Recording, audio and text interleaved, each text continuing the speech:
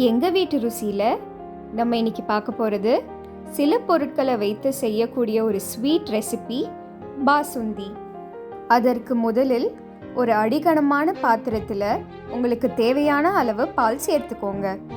நம்ம இன்னைக்கு 1 litre packet பால் சேர்த்துருக்கோம். நீங்களும் பாக்கெட் பால் பயன்படுத்துகிறதா இருந்தால் அதில் ஃபேட் கண்டென்ட் அதிகமாக இருக்க பாலை பயன்படுத்திக்கோங்க. அப்படி உங்களுக்கு பசும்பால் கிடைத்தால் அதையும் பயன்படுத்திக்கலாம்.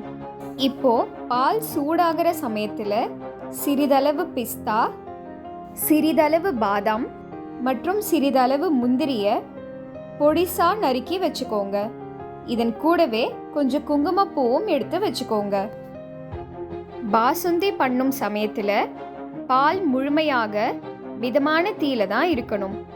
பால் கொஞ்சம் சூடாகி வரும் சமயத்தில் அதன் கூட சிறிதளவு குங்குமப்பூ, இதன் கூடவே பொடிதாக நறுக்கி வைத்த பிஸ்தா, பாதாம், முந்திரியில பாதி அளவை மட்டும் இப்போ சேர்த்துக்கோங்க. இப்போ பால் நல்லா சூடாகி கொதிக்க ஆரம்பிக்கும் வரை காத்திருங்க. இப்போ பால் நல்லா கொதிச்சு ஏடுகள் உருவாக ஆரம்பிக்கும் சமயத்தில் ஏடுகளை பொறுமையாக தள்ளி ஒரு பக்கமாக சேகரிக்க ஆரம்பிங்க. இப்படி சேகரிக்கும் பொழுது ஏடுகளை பெருசாக உடைச்சிடாம பார்த்துக்கோங்க. இடையில ஏடுகள் சேரும் பொழுது இப்படி சேகரிச்சுட்டே வாங்க. இதற்கு இடையில பாலை நல்லா கிளறி விடுங்க. பால் பாத்திரத்தில் அடிப்பிடிச்சிடாம இருக்கிறதும் அவசியம். இப்போ சேர்த்து வச்ச பால் ஏடுகளை பாத்திரத்தோட ஓரத்தில் சேகரிச்சுட்டு வாங்க. இப்படி பண்ணுறதன் மூலம் ஏடுகளில் இருக்க பால் நல்லா இறுகி ஏடுகளுக்கு ஒரு நல்ல டெக்ஸ்சர் கொடுக்கும்.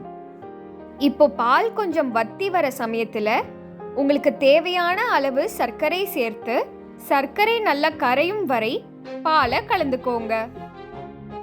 இப்போ பாத்திரத்தோட ஓரங்களில் சேகரித்து வைத்த ஏடை கொதிக்கிற பால் கூட சேர்த்துக்கோங்க. அப்போதான் சேகரித்து வைத்த ஏடுக்கு ஒரு இனிப்புத்தன்மை கிடைக்கும். ஏடுகளை பால் கூட சேர்த்து 2 to 5 நிமிடம் கொதிக்க விடுங்க. அதன் பிறகு ஏடுகளை திரும்பவும் அதே மாதிரி பாத்திரத்தின் ஓரங்களில் சேகரிச்சுக்கோங்க.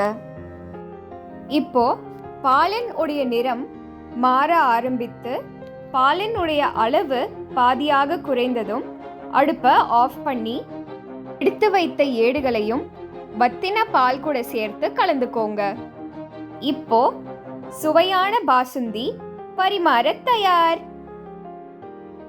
சூடான பாசுந்தியை ஒரு பாத்திரத்துக்கு மாற்றி அதன் கூடவே சிறிதளவு பொடிதாக நறுக்கின பாதாம், முந்திரி, பிஸ்தா, இதன் கூடவே சிறிதளவு குங்குமப்பூ சேர்த்து பரிமாறினால் அதனுடைய ருசி அருமையாக இருக்கும். பாசுந்தியை குளுமையா பரிமாறும் பொழுது பாசுந்தியை ஒரு மண் பாத்திரத்துக்கு மாற்றி அதன் கூடவே சிறிதளவு குங்குமப்பூ, பொடிதாக நறுக்கின பாதாம், முந்திரி, பிஸ்தா சேர்த்து குறைந்தது 1/2 மணி நேரம் ஃப்ரிட்ஜில் வச்சு எடுத்துக்கோங்க. பாசுந்தியை இப்படி சில்லுன்னு பரிமாறும் பொழுது பாலும் ஏடுகளும் இன்னும் கொஞ்சம் திக்காகி பாசுந்தியோட சுவை இன்னும் அருமையாக இருக்கும்.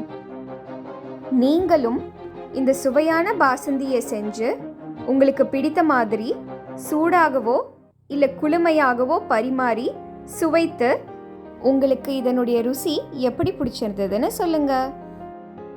உங்களுக்கு எங்களோட சேனல் பிடிச்சிருந்தா லைக் பண்ணுங்க, ஷேர் பண்ணுங்க, சப்ஸ்கிரைப் பண்ணுங்க. இன்னொரு வீடியோவில் சந்திப்போம். தேங்க்யூ.